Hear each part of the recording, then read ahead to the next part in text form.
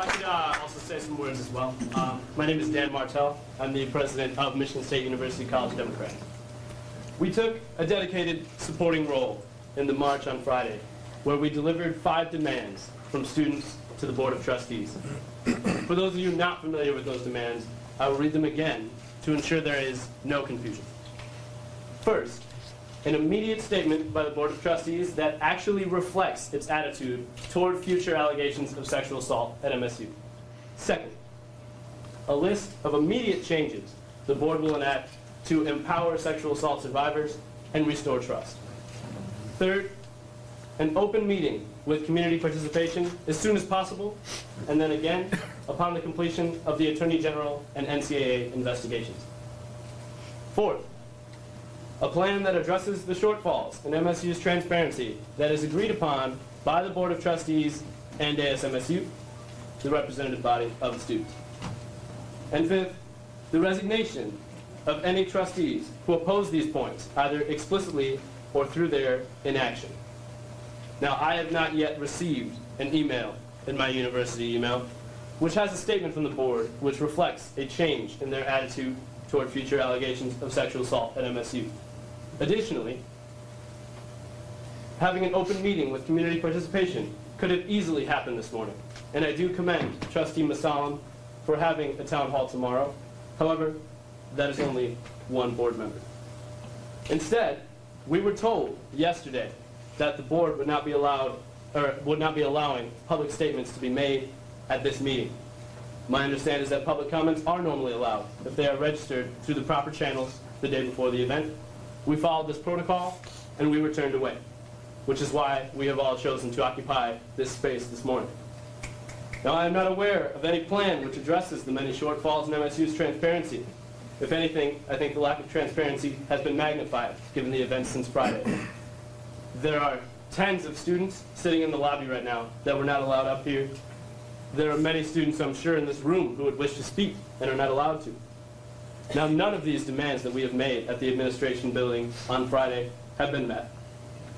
As such, I'm here to deliver a statement to the Board of Trustees on behalf of thousands of like-minded students. So to address the board, I'm an outgoing senior.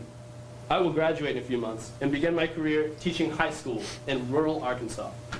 I will be moving to a place which is almost a perfect antithesis to the biggest college campus in the nation. Perhaps I shouldn't care about how MSU's administration handles the mess that they have created through their own inaction, especially because I am leaving this all behind in such a short time. However, I have to care, because we as students have been told, first through the reaffirmation of Elena K. Simon last week, and again through the appointment of Governor Engler today, that our voices don't matter. We marched on Friday demanding increased transparency and an opening of dialogue between MSU students, faculty, and administration.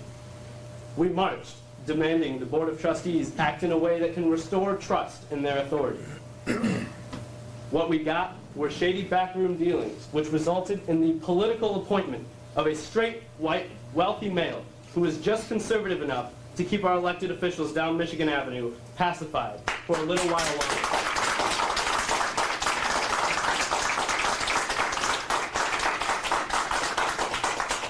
At the end of the day, the board must recognize that the only way forward for Michigan State University is through transparency, which requires many public forums and community dialogues. Your job may be on the line, but for us 50,000 plus students, this is our livelihood, this is our identity, and this is our home. For the rest of my life, I will carry a diploma from Larry Nassar University, and it will be signed by somebody who is so conservative that they have been handpicked to chair the National Education Assessment Board by Betsy DeVos.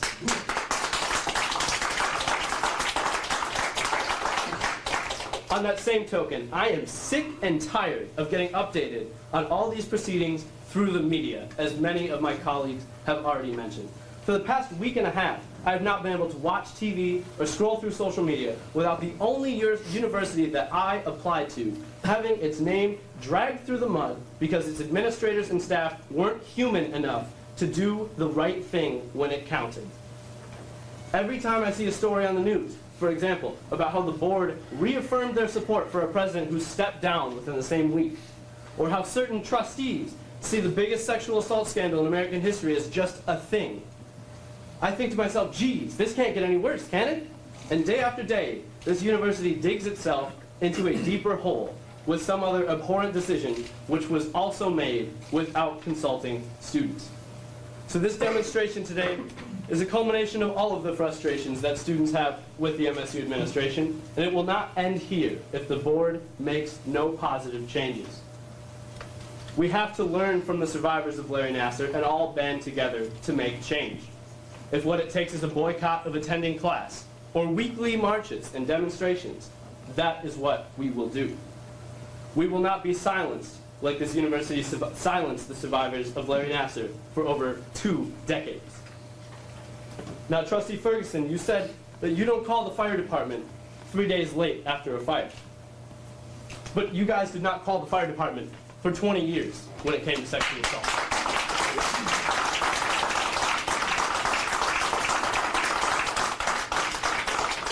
If this body is not capable of action, I suggest new leadership is needed. We stand in solidarity with the Faculty Steering Committee in calling for a vote of no confidence in our Board of Trustees. Thank you for your time. I hope we never have to stand against each other ever again. But if the trends of the past few weeks continue, I'm sure I'll be seeing you all soon. Thank you.